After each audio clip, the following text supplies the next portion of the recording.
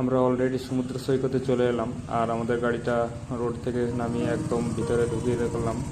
আর যারা যারা বাইক নিয়ে আসো তারা অবশ্যই এখানের ভিতরে ঢুকিয়ে দেবে, কারণ ওখানে যে কোনো সময় পার্কিংয়ের একটা সমস্যা হতে পারে। তাই আমরা ভিতরে ঢুকিয়ে দিয়ে সোজা চলে এলাম সমুদ্র সৈকতে কিছু ভিডিও শট নিতে আর স্নান করতে। চলো, আমাদের ভিডিও কেমন লাগছে না লাগছে অবশ্যই কমেন্টে জানাবে। আর প্রথমেই চলে গেল রাহুল স্নান করতে, আর আমি তার ভিডিও করছিলাম। চলো, ভিডিওটা কেমন লাগছে অবশ্যই জানাবে।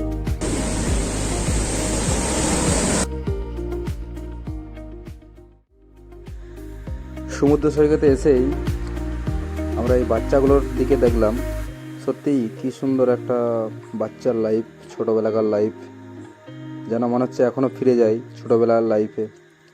আর আমি ঠিক এসেছিলাম এরকম বয়সেই পুরী আমার বাবার সাথে, এখনও মনে নেই, শুধু এসছিলাম এটুকুই আমার মনে আছে। তারপর পুরোটাই তো ইতিহাস। তারপর আবার এই এলাম, আমরা যে বীজটায় আছি সেই বীজটার নাম হচ্ছে সর্বদা ঘাট। সর্বদা ঘাটে এই বীজটাতে খুবই বড় বীজ। আর রাহুল ইতিমধ্যেই স্নান করতে ব্যস্ত, আর আমি তার ভিডিও নিতেও ব্যস্ত। সত্যি করেই খুব ভালো লাগছিল, কারণ দুজন মিলে একসাথে নামা যাবে না, কারণ একজন ক্যামেরা আর একজন স্নান করতে হবে। কারণ আমরা দুজনাই গিয়েছিলাম, অন্য এক্সট্রার কোনো ছেলে যায়নি, তো অন্য কাউকে দিতেও একটা ভয় লাগছিল যে যদি কোনো সমস্যা হয়ে থাকে। তার জন্যে এইভাবেই আমরা অল্টারনেট করে স্নান করছিলাম। সেই কারণেই এই ভিডিওটা সিঙ্গেল আছে। তো দেখতে থাকো ভিডিওটা কেমন লাগছে অবশ্যই কমেন্টে তোমরা জানাবে।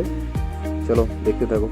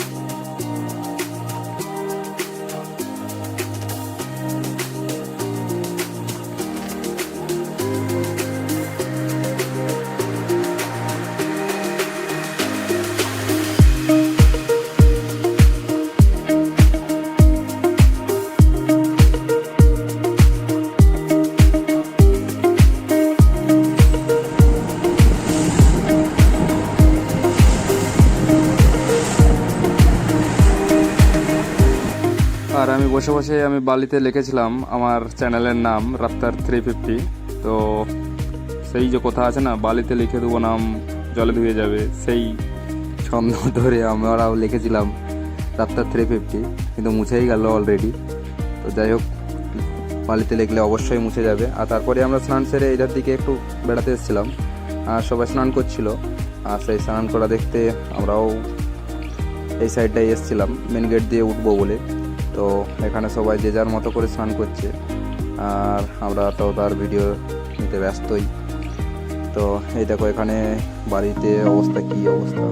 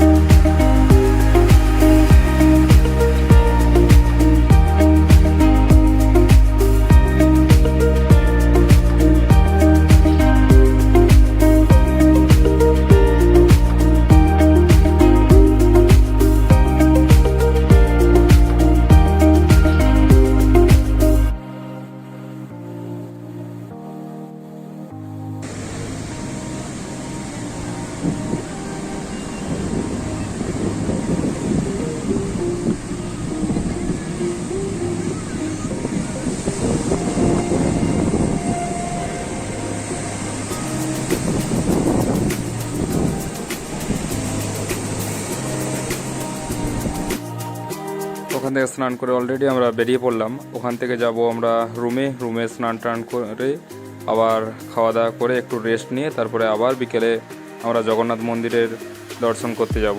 আর আজকে ভিতরে ঢুকবো, কিন্তু ভিতরে আগে দুপুরবেলায় যখন গিয়েছিলাম সকালের দিকে তখন শুনলাম নাকি মোবাইল এলাও নেই ভিতরেতে, ওই জন্য ভিতরের ছবি দেখাতে পারবো না। পাশাপাশি যে ছবিটা দেখাবো। আর আমরা যাব প্রায় 5টার আগে, কারণ 5টার সময় ধ্বজা বাঁধা শুরু হয়ে যায়।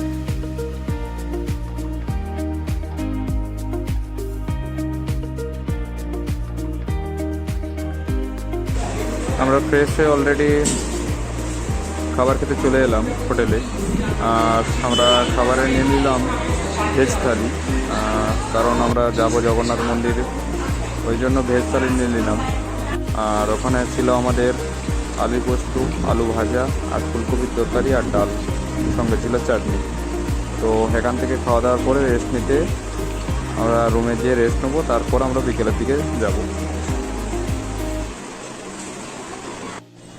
আমরা অলরেডি জগন্নাথ মন্দির চলে এলাম, আর কিছুক্ষণের মধ্যেই ধ্বজা বাঁধা শুরু হবে। সবাই দেখার জন্য প্রস্তুত হয়ে আছে, সবাই ধ্বজার দিকে তাকিয়ে বসে আছে।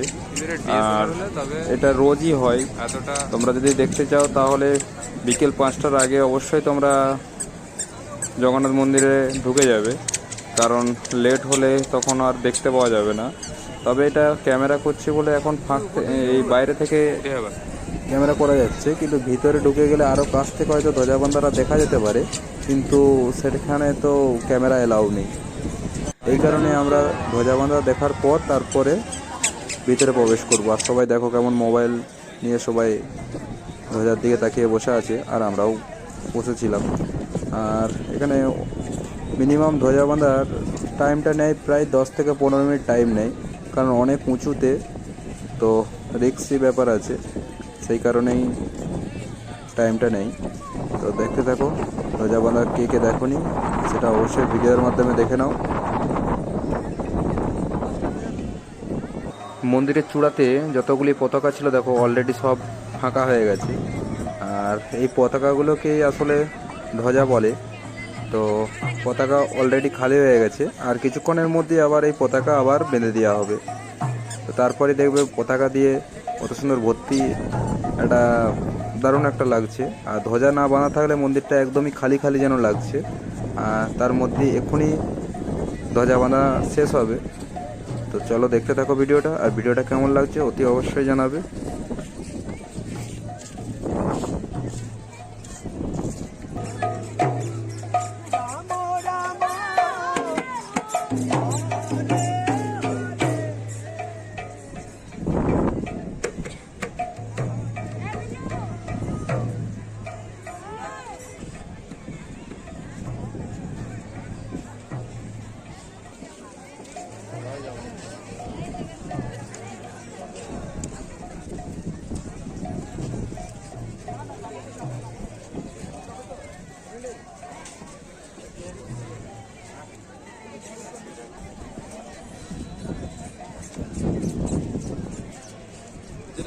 নাম্বারটাও দেখতে হবে কাছ থেকে নাম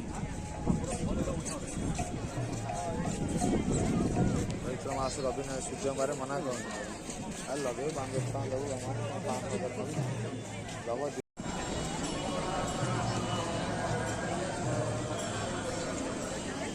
ধ্বজা বাঁধা অলরেডি কমপ্লিটের মুখে। দেখো পতাকাগুলো সব খালি হয়ে গেছিলো, আবার নতুন করে পতাকা দিয়ে দেওয়া হলো। পতাকা দেওয়ার পরে কত সুন্দর এটা লাগছে।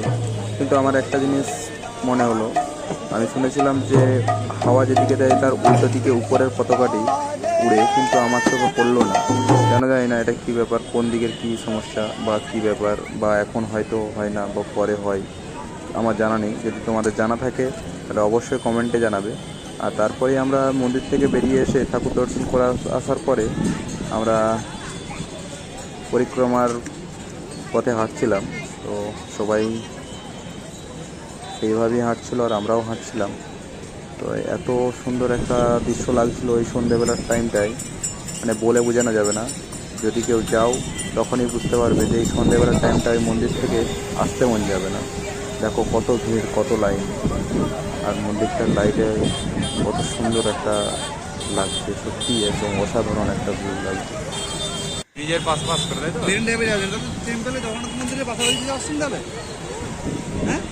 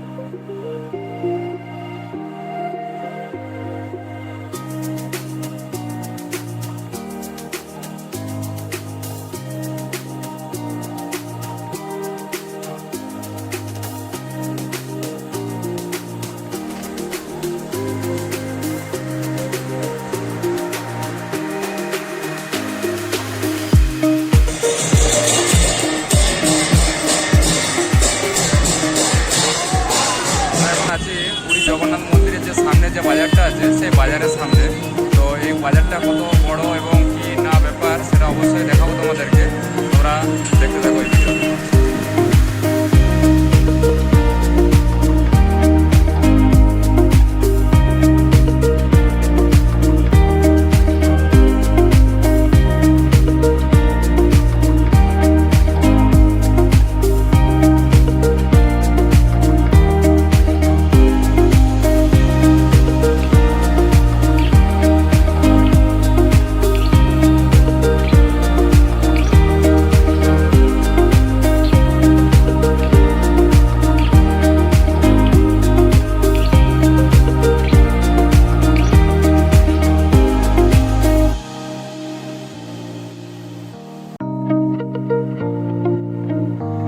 আমাদের বাজার ইতিমধ্যেই ঘোরা কমপ্লিট হয়ে গেছে, আর আজকে আমরা যাব এখন বাড়ি, খাবার টাবার নিয়ে তারপরে রুমে পৌঁছে যাব। আর কালকে দেখা হচ্ছে কোণারক যাচ্ছি আমরা কালকে। তো চলো, tata, bye bye, good night, দেখা হচ্ছে কালকে।